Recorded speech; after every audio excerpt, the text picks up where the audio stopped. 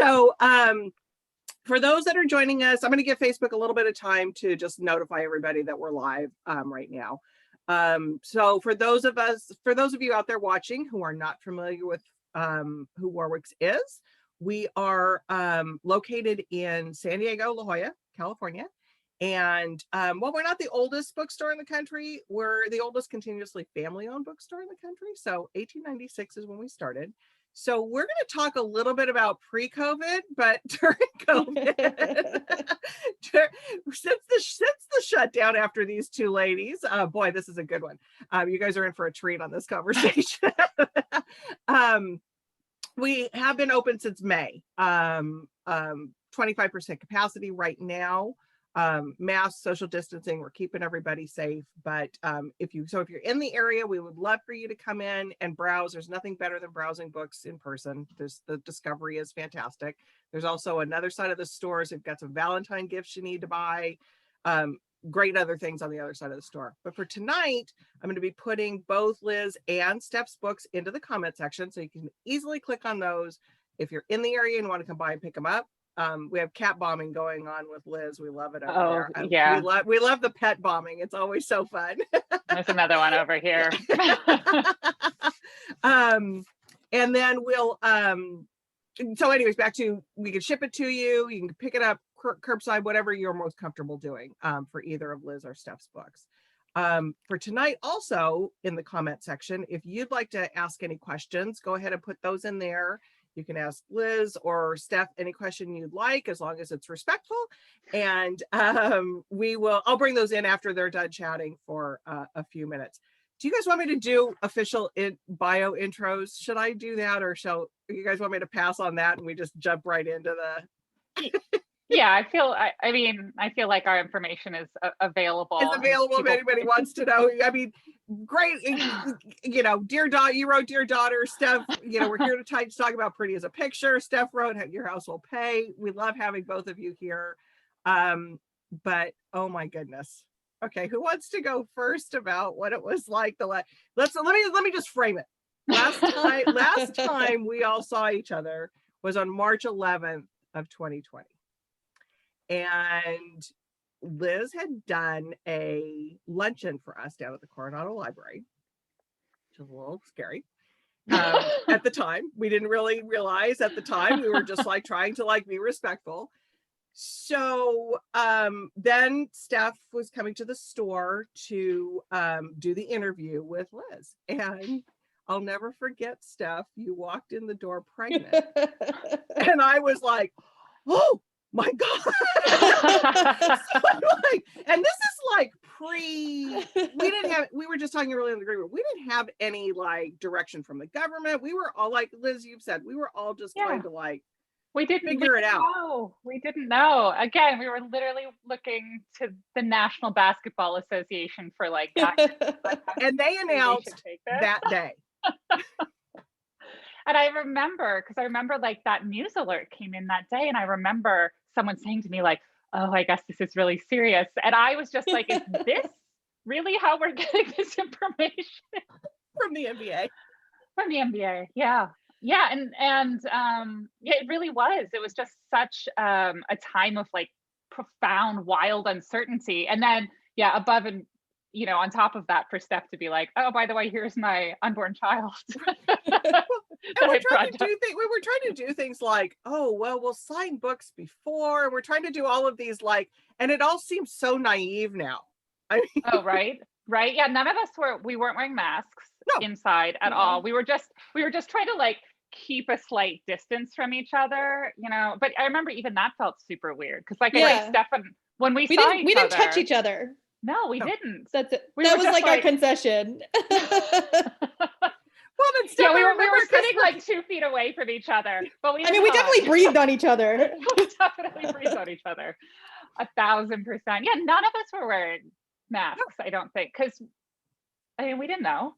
Yeah, and Steph, I remember you were signing books at the counter, and a customer came up and it was wanting to get real close and get you to personalize it. And I was just I was trying to play bodyguard. I was trying to be okay, no, don't get too close. But the thing that sticks most in my head was after the event, Liz, you had bought some books from us and you forgot the bag at the store. And so Oh, I remember this. Remember this? Yeah. So I'm out on the street. The streets are deserted. There is nobody around. But I see Steph in her car. So I like, poor Steph's like, just like, you know, texting somebody in her car. I like accost her like a stranger. I'm like, Steph, can you get a hold of Liz in any way? You know, and then I remember running this bag of books. You were going to like, I think we were going to go meet. I had two friends who were in town from Illinois and Wisconsin for this conference, which again, in retrospect, like seems crazy. And so, yeah, I went and had a non-alcoholic beer with them before driving back to LA. And they were the last two people I saw. But as we were walking there, yeah, I got the text from Steph, and then I turned around and there you were like running with my bag. Oh, the last drink you had was in non-alcoholic? It was, yeah. But that was, I mean, I was telling them earlier in the green room, and then I'm going to back off and you guys can have your conversation. But I was telling them in the green room, it was like one of those I think the three of us, because we literally, it was the last event that we had at the store. It was so surreal. It was almost a little bit of PTSD as far as like remembering it. It was just so bizarre to think where we were. Really, really was. Yeah. To think where we were then to where we are now. I mean, we're completely we were such naive babies, right? I mean, how many virtual events had you run then?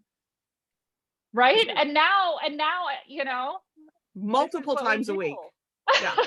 So anyways, you two have a great conversation. I'll probably come back in and give the official bio afterwards. You guys have fun chatting. I'll see you in about a half hour. Thanks, Julie. Yay. Thank you so much for having us. I'm so glad we're all still here to have this conversation. I know. I mean, so isn't that the truth? See ya. You know, one advantage of this format is that you don't have to be at the physical bookstore to attend this. You can just be on Facebook. So thank you all for tuning in from wherever you are. Yeah, Liz and I are good friends in addition to being fellow authors. So that I am glad that was my last foray into the world. We were wearing the same Madewell shoes. The exact same loafers. Because I guess we just are similar that way. Well, yeah, we run on the same Instagram algorithm, probably. But yeah, so I wanted to start off by asking you, how has your last 11 months been, just as a person and as a writer, like as a reader, like I mean, it's strange because changed? I know it's become a cliche at this point to talk about the uncanny way that time has passed over the past year, but it really does. Like, I look back on that last event, and because it was literally my last in-person event, it still feels really recent because I haven't had anything to replace it, right? In that folder that I've marked like seeing people in person, there's nothing that's overwritten it yet. And yeah, it was 11 months ago, which is nuts, frankly. I mean, it hasn't been the best year. And I feel really lucky. I should preface it with saying that like every day I just feel like absolutely extraordinarily lucky to have been able to not catch COVID so far. LA, we're both in LA, and LA's been a scary place. And, there are a lot of people who can't stay home, who can't, who simply haven't had the like luxuries that I've been afforded at being someone who can work from home and watch over my kid. So I feel really lucky in that respect. But it's also been like bad, like very bad. Can I I feel bad not qualifying it, because again, it's like what a gift it is to be alive right now, but it sucked. It's been really crummy. It was odd timing for the book because the book came out it came out early enough that we didn't even have the chance to really pivot to virtual. So that was sort of partially a disappointment, but also now I'm like, well, the publisher can't complain. Like whatever sales we get, they should be super excited with. It's not my fault. That's like force majeure. So, I appreciate that. But I mean, kind of deep work that writing, especially writing fiction, I think requires, has been something that's really hard to find space for during the pandemic. Also, you know, a lot of people have talked about this as well. I'm a ferocious reader normally. Usually I would read probably 4 or 5 books a week. This is Alfie.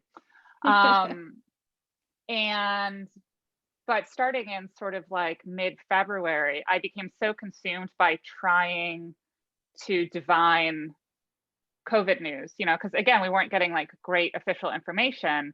And I was just arrogant enough to believe that I could somehow figure it out myself, right? And so my reading just sort of like plummeted. And so this is definitely, I just haven't had the attention span to really stick with many novels this year.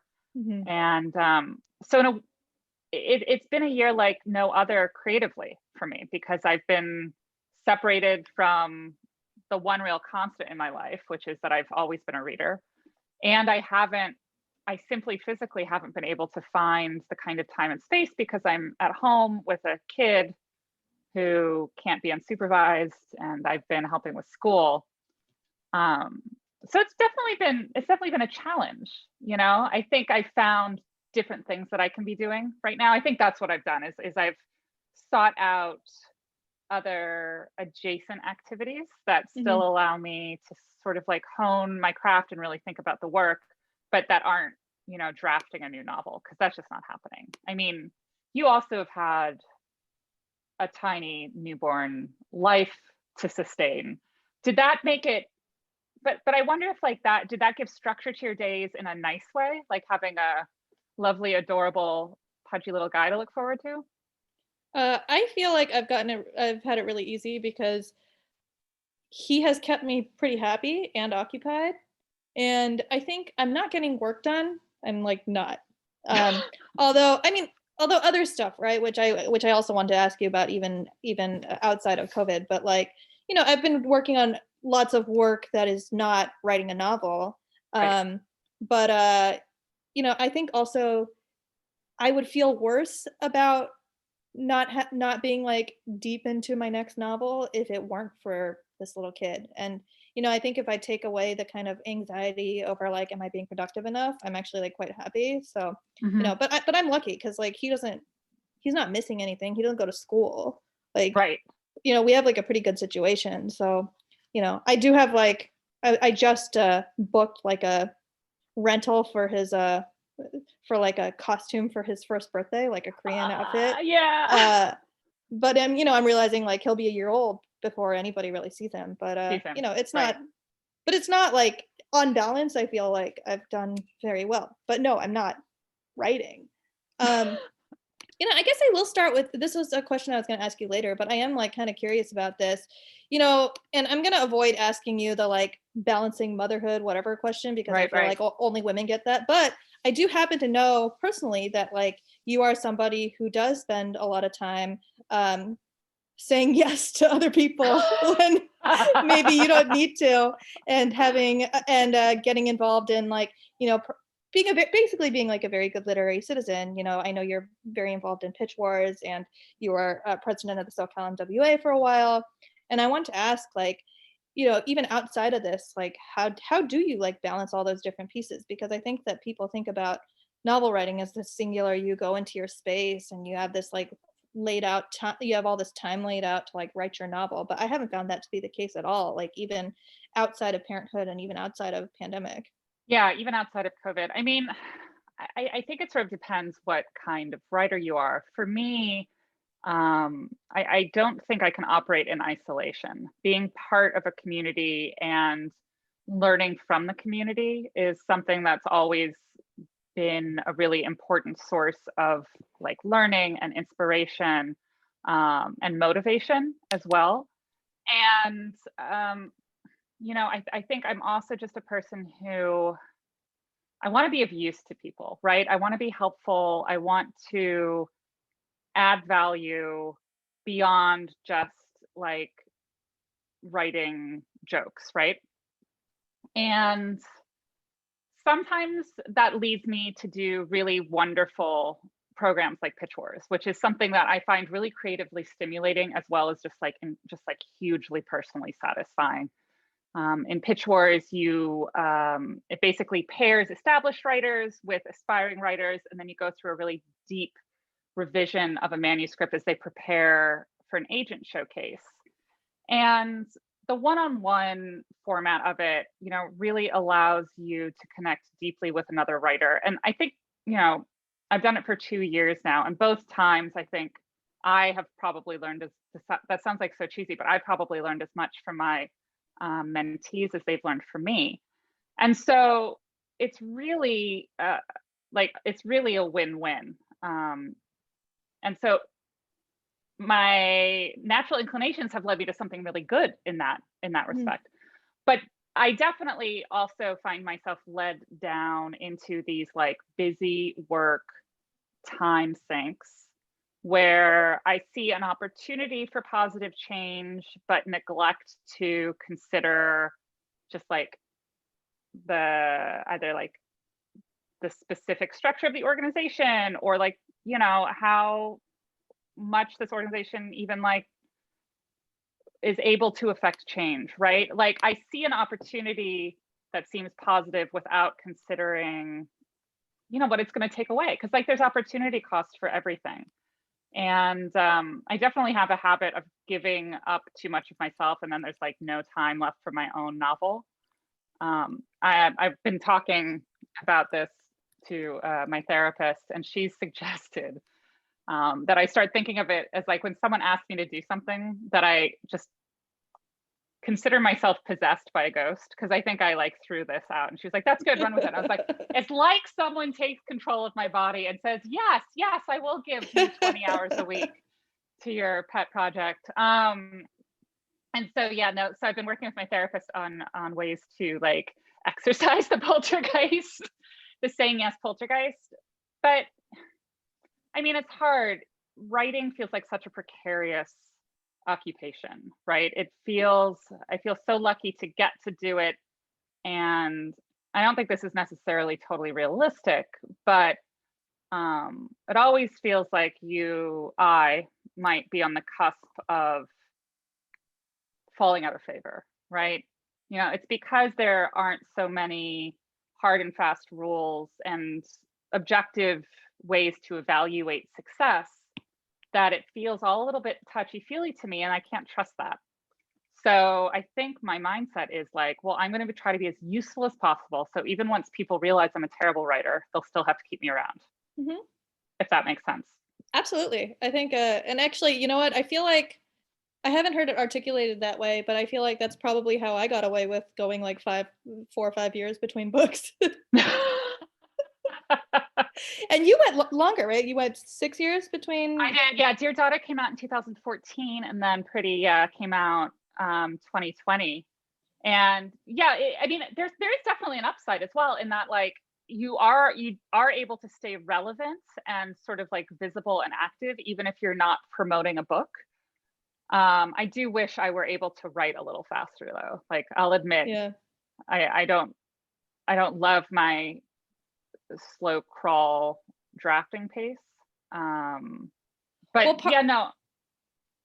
Well, part of the reason though it took that long was that you scrapped an entire novel in the interim. Yeah. Right? Yeah, I did. And I wanted to talk to you about that too, because I just find that so interesting and like horrifying, but ultimately good.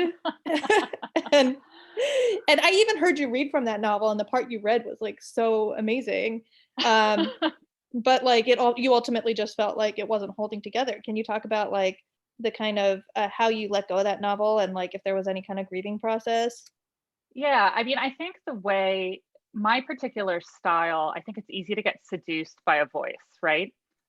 Because I always start from a strong voice, and it's possible to just enjoy that personality and enjoy that the music of that particular dialect enough that you realize that you've written a whole book that actually doesn't really have strong thematic or character motivations underpinning it. And I think that's what happened with Follow Me, is that I was able to kind of like manifest a really fun voice, but then I didn't do any of the work that you need to do to actually like tell a story with that voice, right? Like I didn't have any interesting, like I had interesting conflict, but I didn't have coherent conflict, right? And then I had that problem a lot of writers have, I think, where when you can tell something's not working, instead of pulling back and seeing what you need to sort of like build from scratch, I just like threw more stuff on the fire, right? I was like, let's kill this person, and then let's have a cult, and then maybe, I don't know, a serial killer, and eventually just have this kitchen sink of a novel. Again, fantastic voice, but like complete, sort of, there was no real shape to it. And honestly, I think I had to, most authors I think have a drawer novel, right? Usually it's their first one, or their first couple. And Dear Daughter was my first novel and my first attempt at a novel. So I think I was due like having some time in the wilderness to sort of figure out what kind of a writer I wanted to be. Like you can read craft books all day long, but until you actually go through the process, you don't know how it's going to affect you and how it's going to work with your particular brain. Mm-hmm. And how about, and that voice, do you think that you'll end up being able to plug it into a different project at some point? Nah. No, you're just done with it. Yeah. Well, speaking of voice though, Pretty as a Picture is an extremely voice-driven novel. And it is first person. Oh my God, I'm just remembering the time when I was texting you about like first person and present tense, and you were like, should I change the tense to my novel? Yeah, I think I asked you that. This could not have been later in the game. I think I was maybe literally already so in You're like, editor was like mad at you, maybe like. Yeah, I'm not good at letting go of a manuscript. Like I'm really pushing for like minor changes all the way up through the proof stage. And my publisher is Penguin Random House, and so they were very like German about it this time around. Like before it was just Penguin and they were like whatever. But this time around the Germans were definitely like, are you sure you need to make that change? But yeah, no, I do, because Dear Daughter was first person past tense, which was absolutely appropriate for that story. And this was first person present. And I had a last moment crisis of confidence, and I was like, should I change every verb in this book?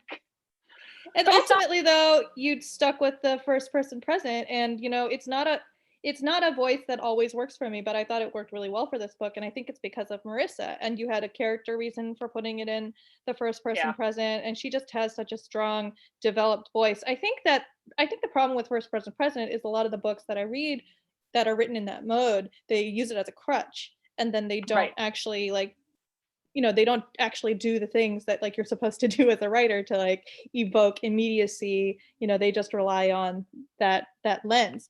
But I thought you did a wonderful job, and I wanted to ask where Marissa comes from. She's such a memorable character, and just the way that she thinks and narrates are like so engaging, and like so like I feel like I was looking at the Goodreads page for it, and I saw a review that was like potentially off-putting from like somebody who liked it, Yeah. And I was like, I was like, how do I incorporate that description without being insulting? Because I didn't find it off-putting, but like there's like she's not like an immediately like warm, like lovable, likable female character, So I wanted to ask, how you came up with her. I think it's right. She's not immediately likable, although I think she is ultimately very lovable. But I'm always interested in trying out characters that don't fit sort of expected tropes, especially, and that's one of the fun things I love about writing genre fiction is I have this wonderful, toy box of tropes that I can play with and push against and pull against. And so it's always more interesting for me to write an unexpected heroine. And I was sort of prepared going in. I mean, some people just hated the narrator of my first book. So luckily that like broke me in, right? Like with this one, I was like, I mean, they can't hate her more than they hated Jane.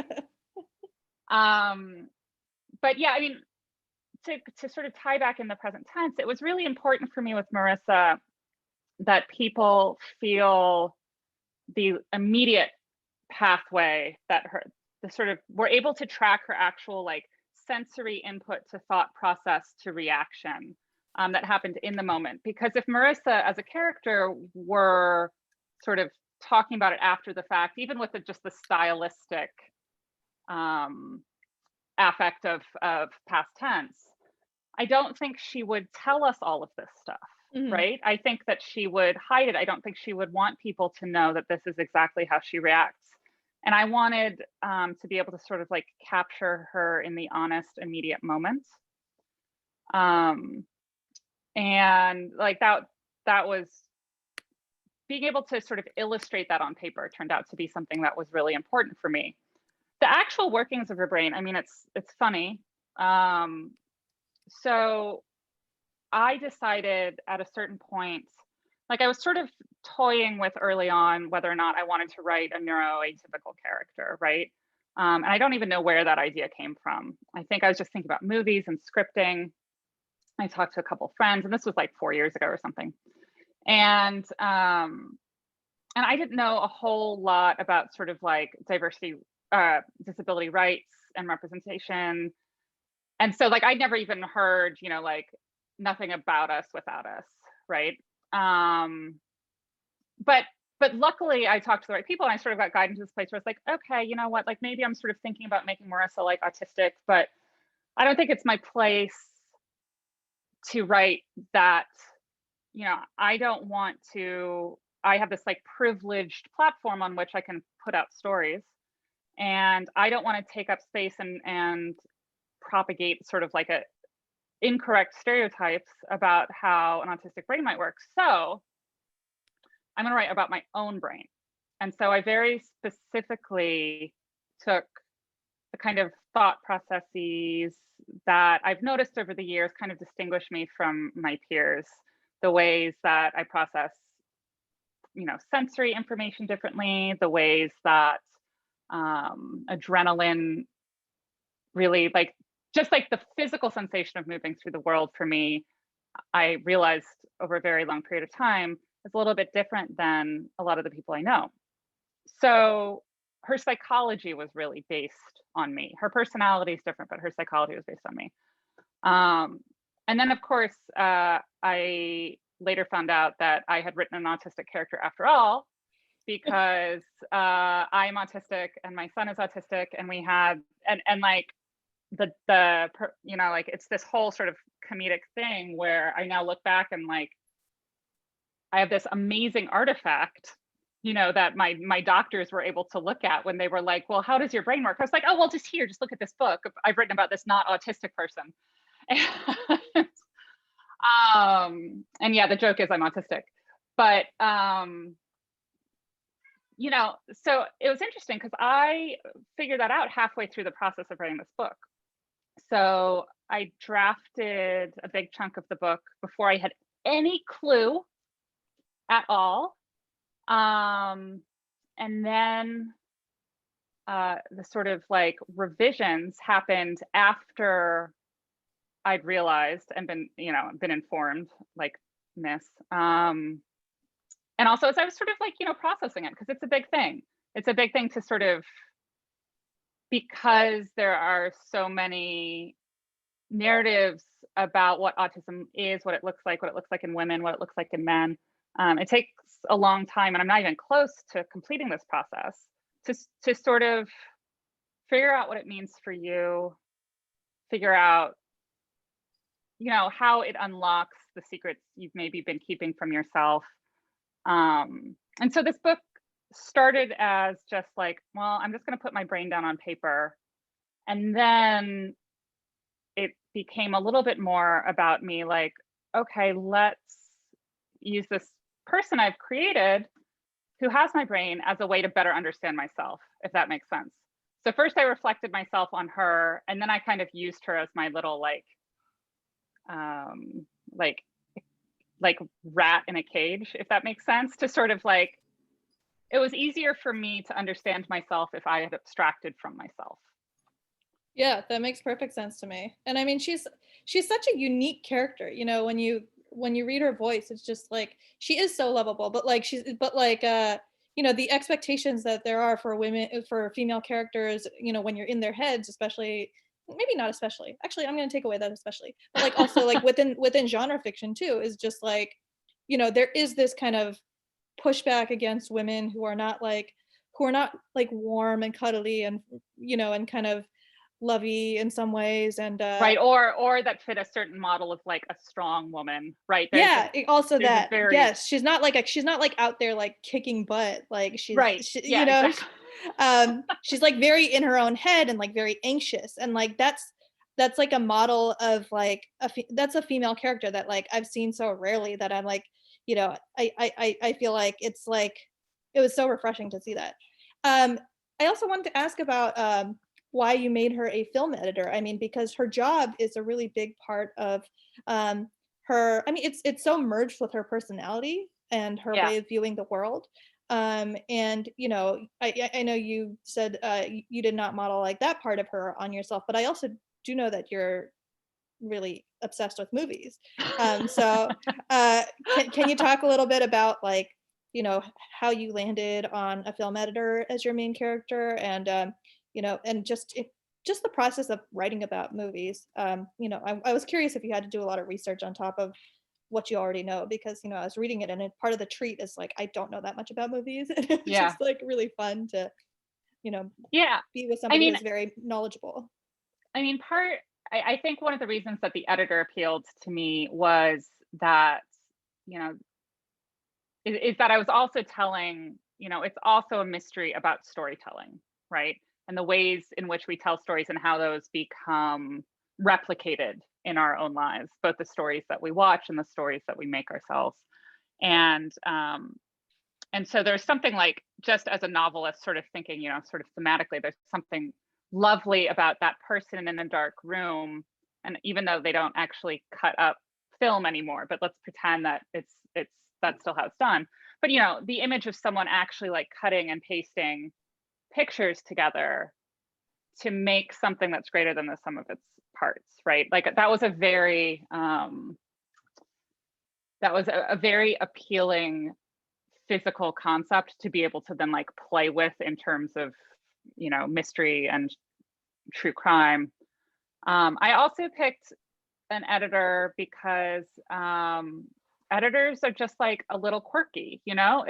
Editors are some of the few people who you'd ever really find alone with a director, right? Like, so the editor director relationship is potentially like very fraught. You know, you do have quite a few editor director couples, in fact. And there's something, you know, very intimate about those two people being in a dark room together, one person trying to realize the vision of another. And I knew that that would just be like really interesting just to play with, like as a, you know, I knew I'd be able to generate some really interesting like character dynamics out of that. And, you know, because the editor ends up just knowing things that other people on set might not. It's a really sort of privileged, both like simultaneous outsider and insider position, right? And that was really interesting to me. And also, I mean, and I think I've said this before, I did genuinely really just want to make fun of directors. And so having an editor protagonist just made that very, that just like set it out on a platter for me, that I could,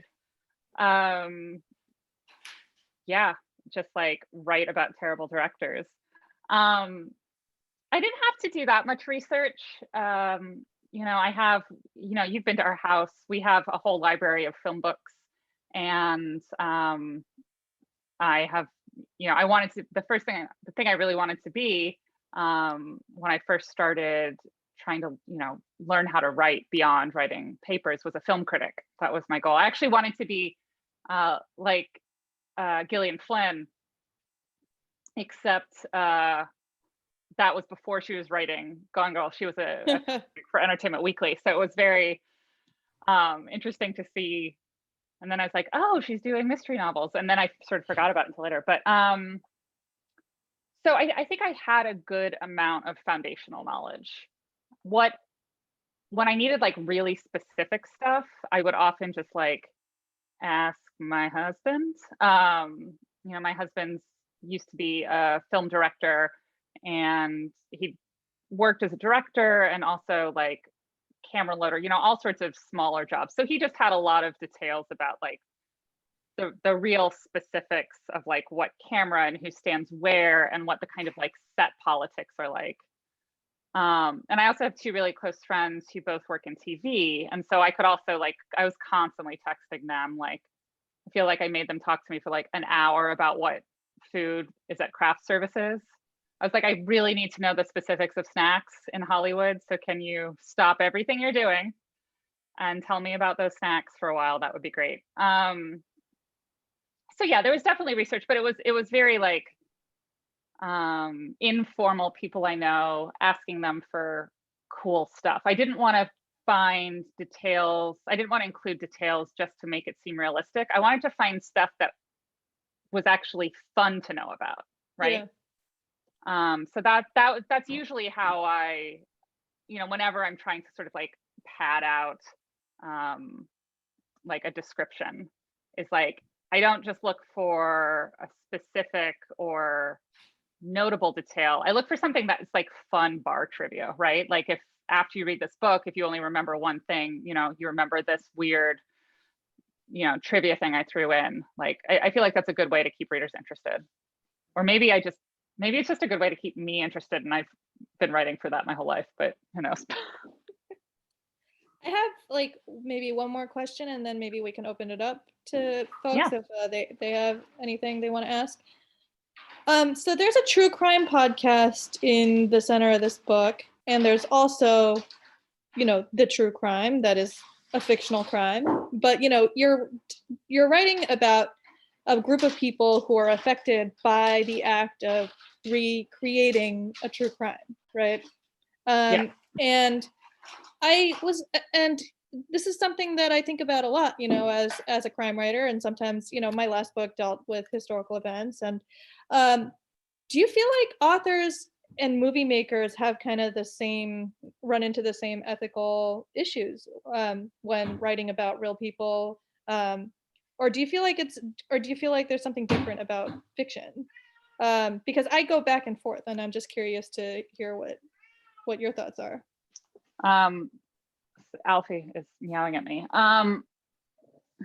That's a really good question, and I'm like trying to sort of parse out in my head, because I think both novelists and filmmakers bear significant responsibility, but I think they're slightly different responsibilities, right? Because the things that we take away from movies, especially unconsciously, are different from the things that we take away from novels. My husband said something to me very early on when we met him. It's just like, if you just project any picture onto 20 feet high on a screen, and it's going to loom large in your mind, right? So there's something about the size of a picture, and the beauty of it, the beauty of modern filmmaking, that is always going to sort of not bias necessarily, but like sort of bend the perspective in a particular way. You know, I'm thinking about the Jinx, those like the Jinx, they like recreated a few. Oh yeah. And it was very controversial in a way that I think like talking about it in a podcast like absolutely would not be. Yeah, I mean, you know, or might be, but in a different way. Yeah, well, I mean, when you put like a picture on it, I think that's a really immediate way to communicate with people. And so I think you have a lot of power simply because you can manipulate the picture in very specific, minute, fine-tuned ways, right? So I think that gives the director specifically the ability to impose their own ideas on top of this real life tragedy. The thing about novels, on the other hand, is that it can open up greater room for interpretation, right? And I think there's something also more intimate about a novel trying to get into a person's head, right? Writing a person's consciousness. I think is a very intimate act that feels much more potentially, not always, but potentially,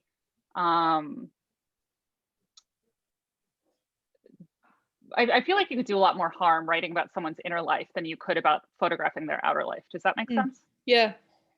Um, I mean, I'm just thinking about American Dirt and yes. those. I mean, and maybe part of this too is that like people don't read novels in the same numbers that they watch movies or watch TV. Yeah. Yeah. And so maybe like maybe if like American Dirt had sold like 4,000 copies, it wouldn't have been as much of a thing, but yeah, I mean, that's exactly right. It's like when a book is positioned as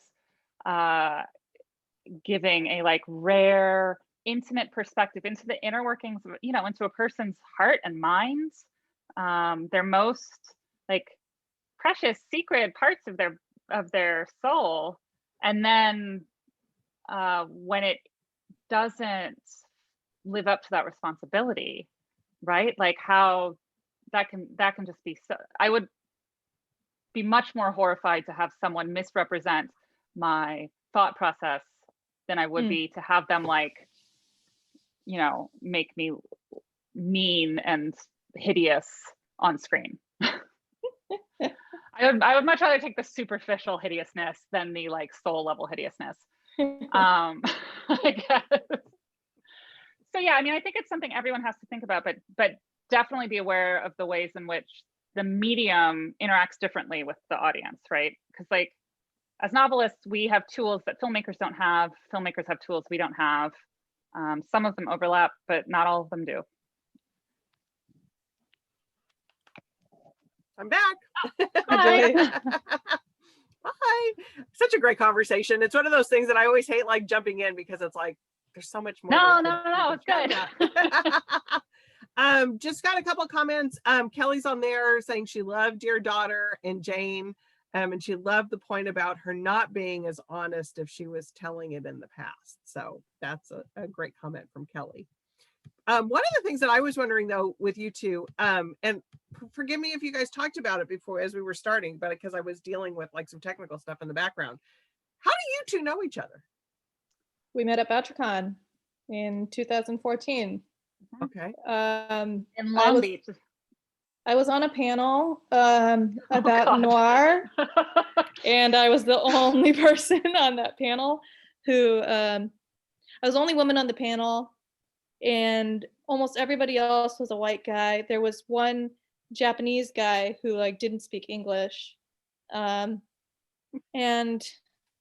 just kind of messy. Someone in the audience asked if there could be a male version of a femme fatale, and someone else in the audience said, what would that even be, like a gigolo? It was like such a messy panel.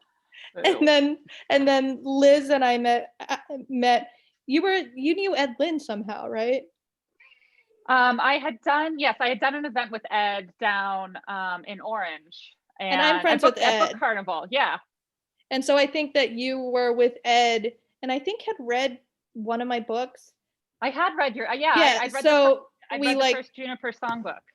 And then it turned out that we lived like within a half mile of each other. Away. So yeah. So you guys, okay. Because where was the BoucherCon at? Where was it at? It was in Long Beach. Oh, it was in Long Beach. That was before I really knew anyone in the mystery community. Some people, sort of have gotten their feet wet in mystery before they publish their first book, whereas I sort of the other way around. Yeah. And so the first BoucherCon was like really scary because you're there and there are like thousands of people there, and there are all these like established protocols and like cliques sort of, and you're aware of all of these like sort of social currents. I didn't know anyone, but I knew Ed. Because we'd done an event at Book Carnival where someone came and was so bummed that it was not a carnival. They were like, I was told there would be a carnival. And we were like, I'm so sorry. It's just a couple of mystery writers.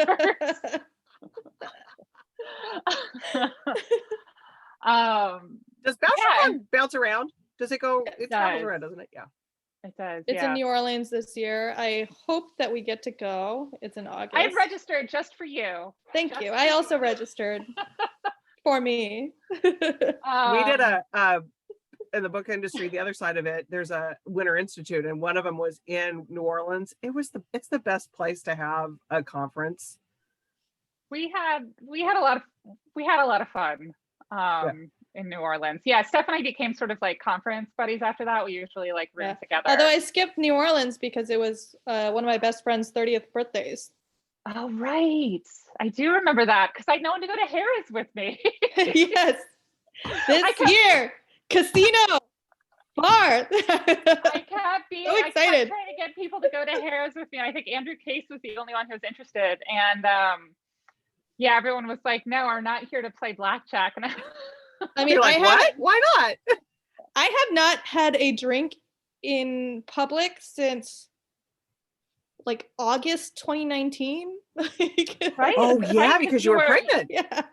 You were pregnant where was Dallas. I've already Yeah, it forgot. was. See, time Yeah. has no meaning. I'm like, that could have been 10 years ago. It could have been A yesterday. few months ago. Yeah. I don't know. Oh, Steph, it's gonna be wild when you Oh yeah, I'm ready. I one of my fondest conference memories of all time is definitely when we went to Reno and Steph and I were playing some cards, and like she's just an absolute delight at the blackjack table. well, there might be a story or a short story or a book in there somewhere on that.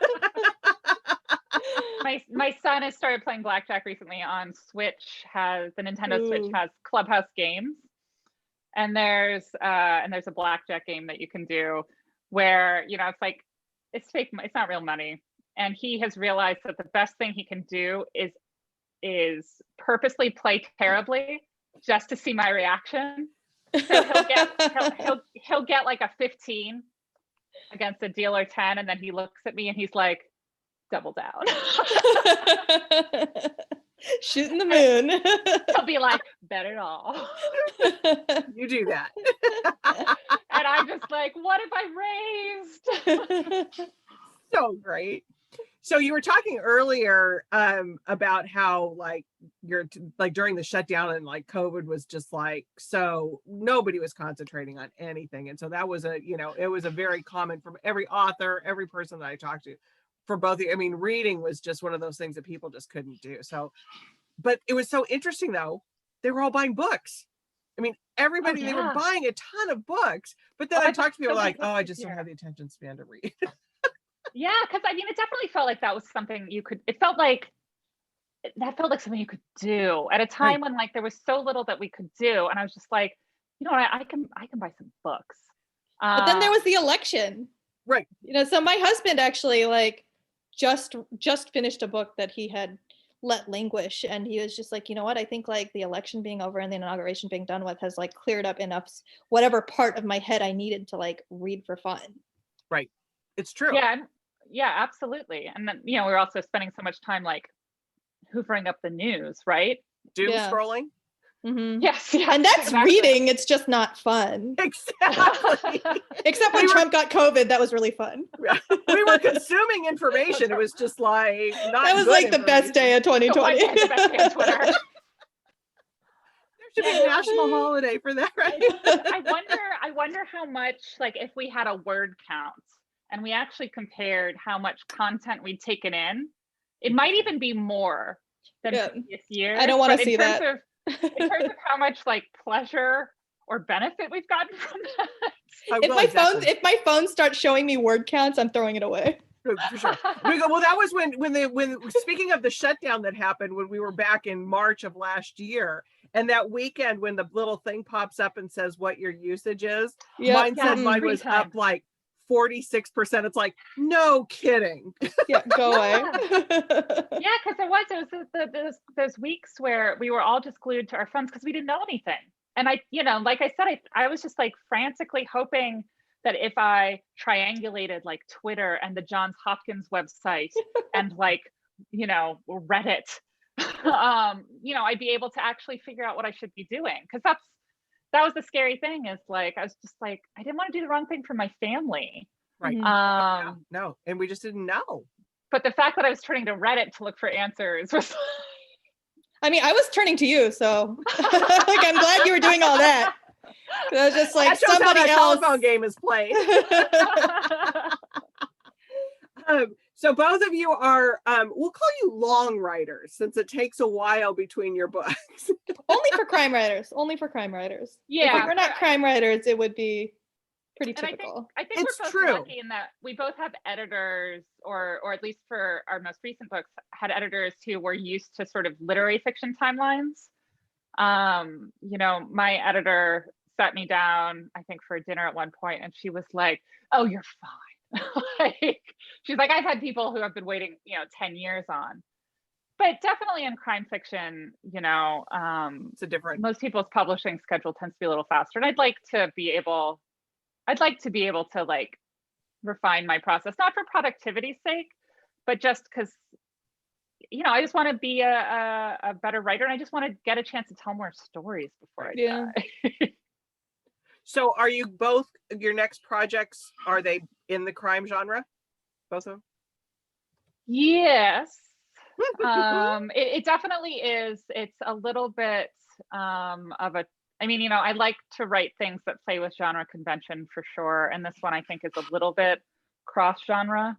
But it's still in the like really early stages. I have these sort of fits and starts where I had like, my son had a brief stint at school where he had one teacher who just like had it under control, and I got an outline done.